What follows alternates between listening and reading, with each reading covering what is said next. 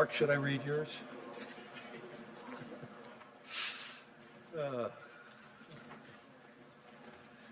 Hi, everyone. It's a great honor for me to introduce Mark Carney, Prime Minister of Canada, along with Gideon Rockman from the Financial Times. Much of the dialogue over the next few days will focus on where the puck is going. You like that, Mark? Okay. Where the puck is going next in the global economy, which makes this a fitting moment to introduce a former hockey player, the Prime Minister of Canada, Mark Carney. The ability to remain calm in fast-moving, high-pressure moments has defined Mark's career. In 2008, he led the Bank of Canada and helped steer his economy through the worst market turmoil in all our lives, in our generation. In the aftermath of Brexit, he became the first non-Brit to serve as a governor of the Bank of England. And last year, he was elected very deservingly as Prime Minister for Canada at what may be one of the most pivotal moments in modern Canadian history. Today, Prime Minister Carney is focused on making Canada a place where it's easier to build, simpler to trade, smarter to invest in, and build more unity across its nation. For 41 million Canadians, the world's 10th largest economy, he is a steady and thoughtful leader, and I am proud to call him a friend. Please join me in welcoming Prime Minister of Canada, Mark Carney.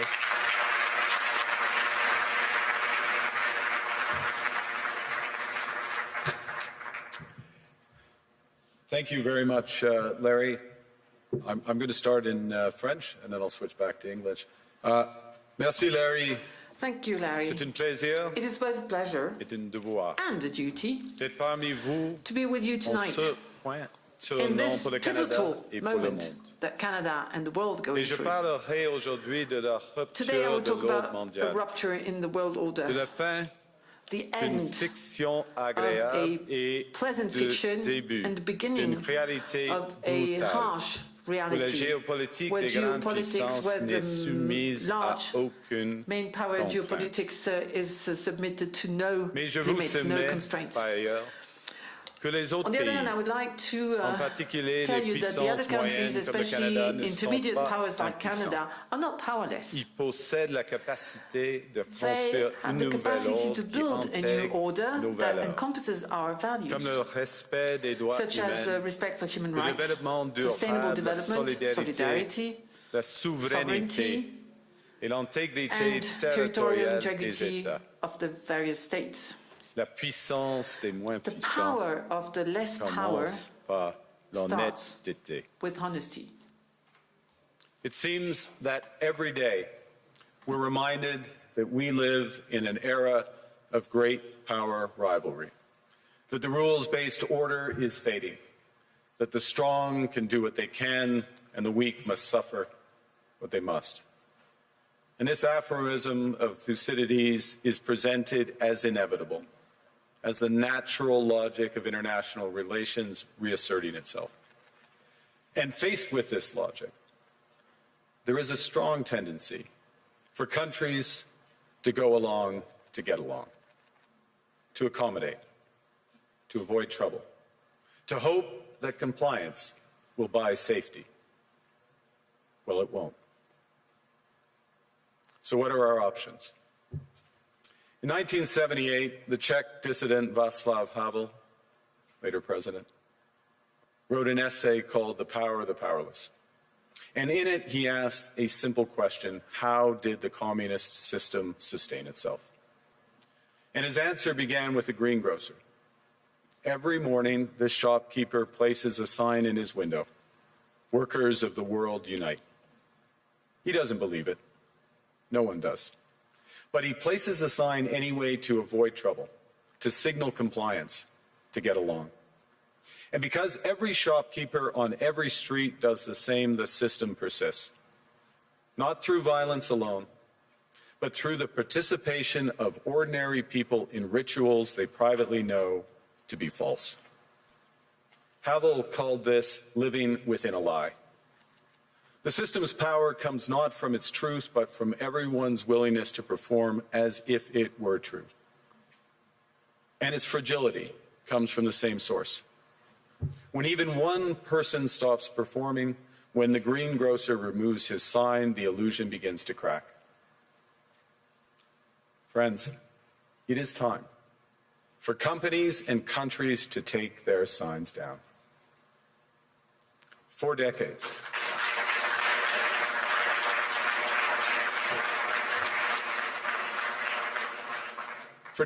countries like Canada prospered under what we called the rules-based international order. We joined its institutions, we praised its principles, we benefited from its predictability. And because of that, we could pursue values-based foreign policies under its protection. We knew the story of the international rules-based order was partially false, that the strongest would exempt themselves when convenient, that trade rules were enforced asymmetrically. And we knew that international law applied with varying rigor depending on the identity of the accused or the victim. This fiction was useful, and American hegemony in particular helped provide public goods, open sea lanes, a stable financial system, collective security, and support for frameworks for resolving disputes. So we placed the sign in the window. We participated in the rituals, and we largely avoided calling out the gaps between rhetoric and reality. This bargain no longer works. Let me be direct. We are in the midst of a rupture, not a transition. Over the past 2 decades, a series of crises in finance, health, energy, and geopolitics have laid bare the risks of extreme global integration. But more recently, great powers have begun using economic integration as weapons. Tariffs as leverage, financial infrastructure as coercion, supply chains as vulnerabilities to be exploited. You cannot live within the lie of mutual benefit through integration when integration becomes the source of your subordination. The multilateral institutions on which the middle powers have relied, the WTO, the UN, the COP, the architecture, the very architecture of collective problem solving are under threat. And as a result, many countries are drawing the same conclusions, that they must develop greater strategic autonomy in energy, food, critical minerals, in finance and supply chains. And this impulse is understandable. A country that can't feed itself, fuel itself, or defend itself has few options. When the rules no longer protect you, you must protect yourself. But let's be clear-eyed about where this leads. A world of fortresses will be poorer, more fragile, and less sustainable. And there's another truth. If great powers abandon even the pretense of rules and values for the unhindered pursuit of their power and interests, the gains from transactionalism will become harder to replicate. Hegemons cannot continually monetize their relationships. Allies will diversify to hedge against uncertainty. They'll buy insurance, increase options in order to rebuild sovereignty. Sovereignty that was once grounded in rules but will increasingly be anchored in the ability to withstand pressure. This room knows this is classic risk management. Risk management comes at a price. But that cost of strategic autonomy, of sovereignty, can also be shared. Collective investments in resilience are cheaper than everyone building their own fortresses. Shared standards reduce fragmentations. Complementarities are positive sum. And the question for middle powers like Canada is not whether to adapt to the new reality. We must. The question is whether we adapt by simply building higher walls or whether we can do something more ambitious. Now, Canada was amongst the first to hear the wake-up call, leading us to fundamentally shift our strategic posture. Canadians know that our old, comfortable assumptions that our geography and alliance memberships automatically conferred prosperity and security, that assumption is no longer valid. And our new approach rests on what Alexander Stubb, the President of Finland, has termed value-based realism. Or to put another way, we aim to be both principled and pragmatic. Principled in our commitment to fundamental values, sovereignty, territorial integrity, the prohibition of the use of force except when consistent with the UN Charter, and respect for human rights. And pragmatic in recognizing that progress is often incremental, that interests diverge, that not every partner will share all of our values. So we're engaging broadly, strategically, with open eyes. We actively take on the world as it is, not wait around for a world we wish to be. We are calibrating our relationships so their depth reflects our values. And we're prioritizing broad engagement to maximize our influence, given the fluidity of the world at the moment, the risks that this poses, and the stakes for what comes next. And we are no longer just relying on the strength of our values, but also the value of our strength. We are building that strength at home. Since my government took office, we have cut taxes on incomes, on capital gains and business investment. We have removed all federal barriers to interprovincial trade. We are fast-tracking $1 trillion of investments in energy, AI, critical minerals, new trade corridors, and beyond. We're doubling our defense spending by the end of this decade, and we're doing so in ways that build our domestic industries. And we are rapidly diversifying abroad. We've agreed a comprehensive strategic partnership with the EU, including joining SAFE, the European Defence Procurement Arrangements. We have signed 12 other trade and security deals on 4 continents in 6 months. The past few days, we've concluded new strategic partnerships with China and Qatar. We're negotiating free trade pacts with India, ASEAN, Thailand, Philippines, and Mercosur. We're doing something else. To help solve global problems, we're pursuing variable geometry. In other words, different coalitions for different issues based on common values and interests. So on Ukraine, we're a core member of the Coalition of the Willing and one of the largest per capita contributors to its defense and security. On Arctic sovereignty, we stand firmly with Greenland and Denmark and fully support their unique right to determine Greenland's future.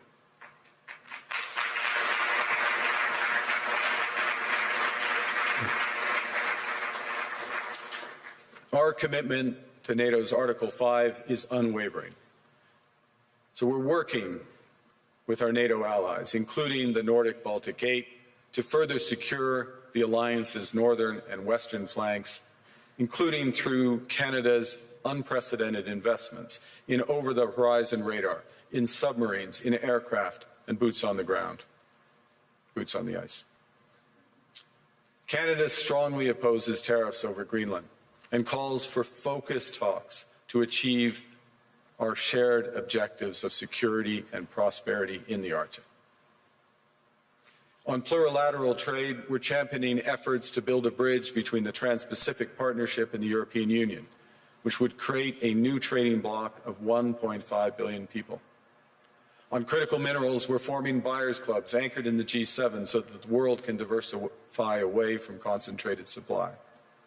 And on AI, we're cooperating with like-minded democracies to ensure that we won't ultimately be forced to choose between hegemons and hyperscalers. This is not naive multilateralism, nor is it relying on their institutions. It's building coalitions that work, issues by issue, with partners who share enough common ground to act together. In some cases, this will be the vast majority of nations. What it's doing is creating a dense web of connections across trade, investment, culture, on which we can draw for future challenges and opportunities. I argue the middle powers must act together because if we're not at the table, we're on the menu. But I'd also say that great powers can afford for now to go it alone. They have the market size, the military capacity, and the leverage to dictate terms. Middle powers do not. But when we only negotiate bilaterally with a hegemon, we negotiate from weakness. We accept what's offered. We compete with each other to be the most accommodating. This is not sovereignty. It's the performance of sovereignty while accepting subordination. In a world of great power rivalry, the countries in between have a choice: compete with each other for favor, or to combine to create a third path with impact. We shouldn't allow the rise of hard power to blind us to the fact that the power of legitimacy, integrity, and rules will remain strong if we choose to wield them together. Which brings me back to Havel. What does it mean for middle powers to live the truth? Well, first, it means naming reality. Stop invoking rules-based international order as though it still functions as advertised. Call it what it is: a system of intensifying great power rivalry where the most powerful pursue their interests using economic integration as coercion. It means acting consistently, applying the same standards to allies and rivals. When middle powers criticize economic intimidation from one direction but stay silent when it comes from another, we are keeping the sign in the window. It means building what we claim to believe in. Rather than waiting for the old order to be restored, it means creating institutions and agreements that function as described. And it means reducing the leverage that enables coercion. That's building a strong domestic economy. It should be every government's immediate priority. And diversification internationally is not just economic prudence, it's a material foundation for honest foreign policy, because countries earn the right to principled stands by reducing their vulnerability to retaliation. So Canada. Canada has what the world wants. We are an energy superpower. We hold vast reserves of critical minerals. We have the most educated population in the world. Our pension funds are amongst the world's largest and most sophisticated investors. In other words, we have capital, talent. We also have a government with immense fiscal capacity to act decisively. And we have the values to which many others aspire. Canada is a pluralistic society that works. Our public square is loud, diverse, and free. Canadians remain committed to sustainability. We are a stable and reliable partner in a world that is anything but. A partner that builds and values relationships for the long term. And we have something else. We have a recognition of what's happening and a determination to act accordingly. We understand that this rupture calls for more than adaptation. It calls for honesty about the world as it is. We are taking the sign out of the window. We know the old order is not coming back. We shouldn't mourn it. Nostalgia is not a strategy. But we believe that from the fracture, we can build something bigger, better, stronger, more just. This is the task of the middle powers. The countries that have the most to lose from a world of fortresses and a most to gain from genuine cooperation. The powerful have their power. But we have something too.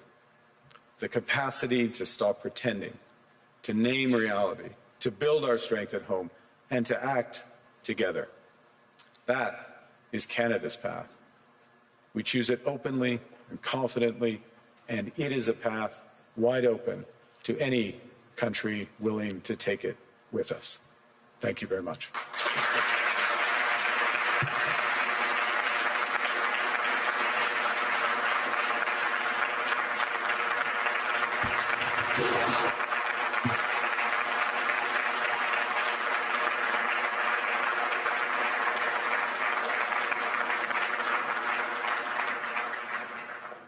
Well, thank you, Prime Minister. I don't think I've seen many standing ovations at Davos, so that was interesting.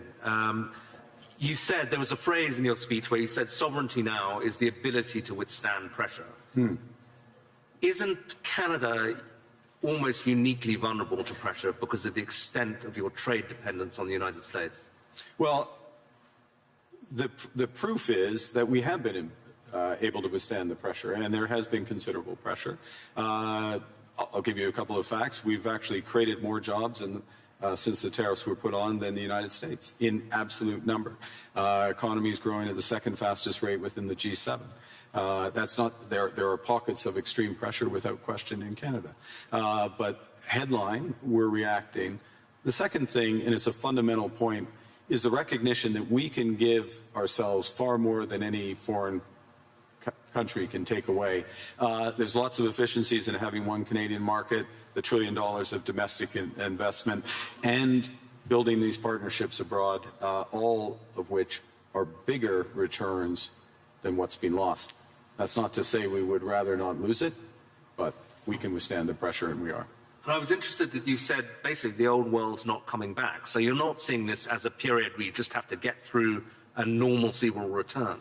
I think that is our view, and we regret it, but we're not going to sit around and mourn it. We're acting, and we're acting in a way both that's in our interests, but we believe in a way with others that's building imperfectly in steps a new system. I'll give you one example and hand back, which is we are members of trade agreements that comprise already 1.4 billion people around the world. So we have the most extensive network.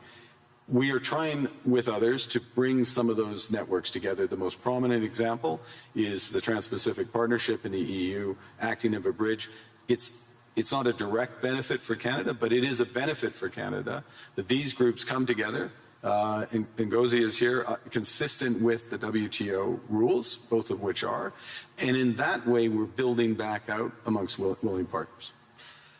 And you talked about the need not to put the sign in the window anymore, to pretend that things are still the same. Do you think, to put it directly, that the NATO alliance is still doing that, still pretending it's the old transatlantic partnership, when it's really kind of going? Well, I think clearly NATO is experiencing a test right now, and the first response to that test has to be to respond in a way that ensures the security of the Arctic in a robust way for all possibilities.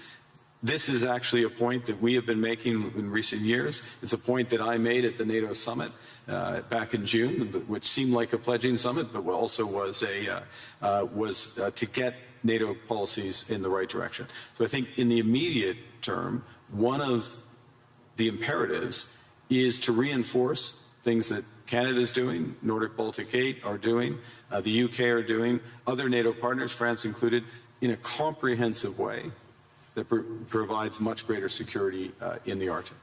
This is the test, and so I wouldn't say the NATO sign stays in the window, but we've got to meet the moment of that. You also, a big theme of your speech was the need for middle powers to work together. Yeah. But you've just been to the other great power, to China. And I think people are very intrigued by seeing that meeting. Mm-hmm. And some people say, kind of, that's a mistake, really, because you're going to make yourself more dependent on China. They're not that benign either. The US will be very annoyed. What's the defense of what you're doing, and what do you hope to get out of it? Well, the first thing is to say it's not a defense. It's building out. It's something positive as opposed to against. We're for something as opposed to being against. The second is, there are very clear guardrails in that relationship. I spoke of calibration of relationships in my remarks. That's what I mean by it. But within those clear guardrails are huge opportunities in energy, both clean and conventional, obviously in motor vehicles, in agriculture, in financial services, all of which is mutually beneficial. So it's additive. And look, it's the second largest economy, and it's our second largest trading partner. We should have a strategic partnership with them. Within those guardrails, and that's what we've achieved. And it is an interesting reversal, though, because I think certainly during the Biden administration, there was this sense that the Western world was trying to decouple from China, or de-risk at least, yeah. And is now in this new world that really going to go into reverse, and de-risking from China because there are other risks is less of a thing. You need, again, many in this room, this is their livelihood, you need a web of connections. And to miss out in that web some of the largest ones, United States, we already have that, China, India, Mercosur, European Union, that's a mistake. That's not managing your relationships properly. That makes you stronger, makes you more resilient. And then on top of that, I'll give you again, I'll appeal since it's in the headlines to the Nordics. Nordics plus Canada, it's 20% of global GDP. It's not the first thing people would realize. But that relationship, which is deepening for security reasons, because we're like-minded, those are the types of partnerships that I think we'll see more of. And you got a round of applause when you said something strong about standing on principle on Greenland. Do you think we can find an off-ramp on that? I mean, I'm sure you'll speak of it, but put it this way, if there isn't an off-ramp, where does this go? I strongly believe that there's a better outcome that come from the discussions that have been catalyzed in an unusual way, admittedly, but and we absolutely stand by the principles that I referenced. That solution starts with security, and a security, yes, of Greenland, but more broadly of the Arctic. Canada is foursquare contributing to that. We're at the start of a major ramp up above and beyond, so we'll be a major contributor to that. NATO has to deliver on that. We're working intensively in order to do it. As well, prosperity for the people of Greenland. In the end, it comes back to the people there, and there are opportunities to do that in ways that would strengthen all of the alliance. And when President Trump says, oh, you know, Greenland's under threat from Russia, even from China, is that for real? I would say that there are threats. Russia is without question a threat in the Arctic, without question. Russia does lots of horrible things, and will take the opportunity to condemn their unjustified and horrific assault on Ukraine, almost at its fourth year. They are a real threat in the Arctic, one against we need to protect, which is why we have 364 5-day air, sea, and land presence. It's why we're adding to our submarine fleet, adding to our air fighter fleet, why we're building out over-the-horizon radar to protect from Russian missile threats and others, and why we will work with our NATO partners. The threat is more perspective than actual at this stage in terms of actual activity in the Arctic, and we intend to keep it that way. Another big issue that's going to come up this week is this board of peace that President Trump is keen on. I'm not sure whether it's for Gaza or for the entire world, but apparently Canada's been invited. Are you going to join?